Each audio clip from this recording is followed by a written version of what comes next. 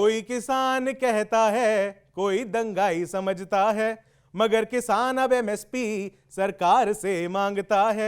इनको दिल्ली आना है, प्रेशर सब पे बनाना है, ना अब कोर्ट की कोई सुननी है और कलेश लंबा चलाना है। क्या अब किसान लीडर्स को अपना पॉलिटिकल करियर चमकाना है? छोटे नेताजी।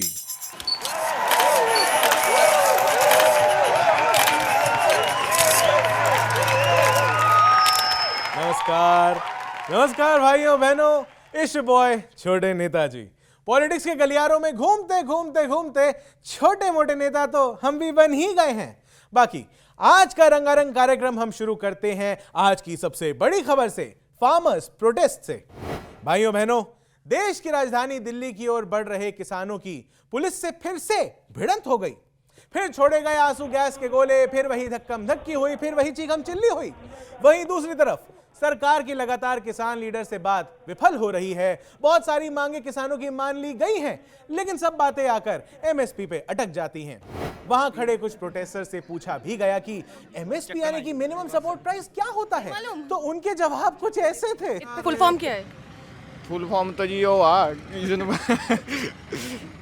आपको पता है क्या है फुल फॉर्म? ना फुल फॉर्म नहीं जी, मानू पता है। जो एमएसपी है, जैसे आग नहीं लगाने देते, ये उसका केस डाल देते हैं। नहीं, ये एमएसपी में नहीं आता है। भाइयों बहनों, अब इसका ये मतलब नहीं निकलता कि सभी लोग जो इस आंदोलन में हैं उनको नहीं पता कि एमएसपी का मतलब क्या है। बहुतों को पता होगा, इसीलिए तो सरकार एमएसपी पे जब टेम्पररी फॉर्मूला लेकर किसान यूनियन के लीडर्स के आगे रखती है तो वो पूरी समझदारी से मना कर देते हैं। वहीं पंजाब और हरियाणा हाई कोर्ट ने कहा कि ट्रैक्टर्स, ट्रॉलीज, जेसीबी, बुलडोजर लेके हाईवे पे मत निकलो, इलीगल है, जिस पे आंदोलनकारी लोगों ने अलेजेडली या तथाकथित रूप से कुछ ऐसा रिएक्शन दिया।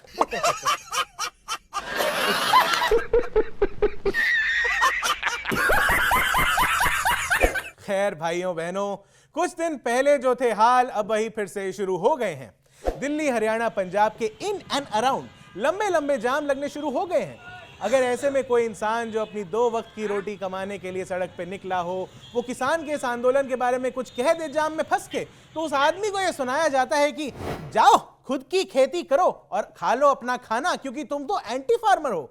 और अगर इतने सब हो हल्ले को देख के कोई कहता है कि किसान कुछ भी गलत नहीं कर रहे हैं, तो उस इंसान को भी बोल दिया जाता है कि तुम तो चाहते हो कि देश में सब लड़ते मरते रहें।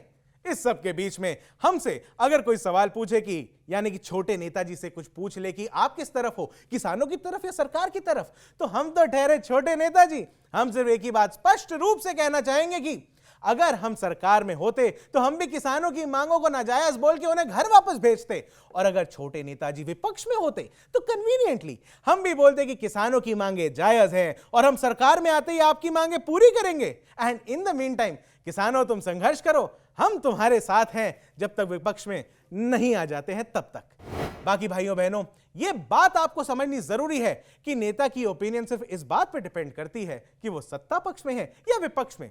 नेता की अपनी कोई ओपिनियन नहीं होती है, वो तो बस हवा का झोंका होता है, कहीं भी बिना दीन ईमान के चला जाता है।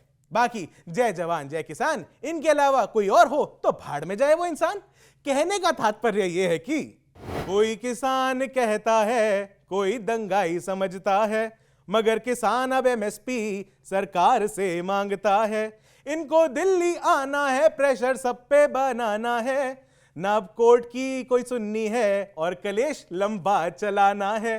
क्या अब किसान लीडर्स को अपना पॉलिटिकल करियर चमकाना है? भाइयों बहनों, यह सवाल तो आपके लिए है, आप ही जवाब देना।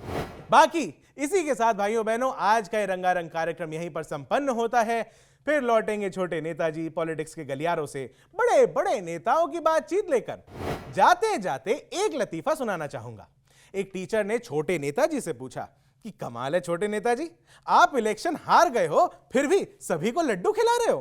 तब छोटे नेताजी ने कहा कि मैडम जी, हमारे इलाके में 10 उम्मीदवार थे, सिर्फ एक जीता, बाकी 9 हार गए, तो बहुमत तो छोटे नेताजी के साथ ही हुई ना। इश बॉय छोटे नेताजी, पीस आउट।